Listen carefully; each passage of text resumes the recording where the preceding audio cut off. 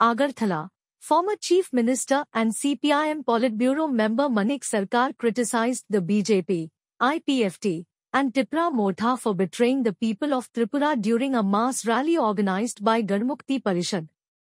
Speaking at the pre-scheduled Raj Bhavan march, Sarkar accused the BJP-led government of failing to address unemployment, recalling its unfulfilled 2018 promises.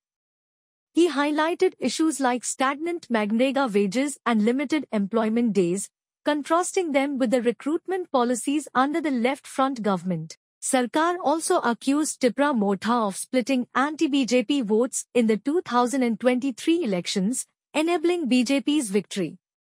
He called for a united struggle to end autocratic rule and urged people not to fall for false promises.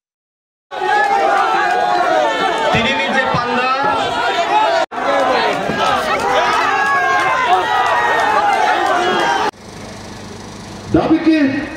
আমি সব দাবিতে যাচ্ছি 200 দিন ভাঙা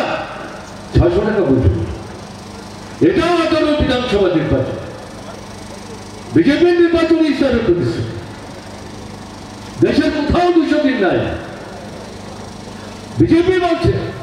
তার কেন্দ্রীয় অর্থমন্ত্রী অসুস্থ ছিলেন তাকে উড়িয়ে আনে প্রেস ক্লাবে বসিয়ে নির্বাচনী হিসাব তার হাত দিয়ে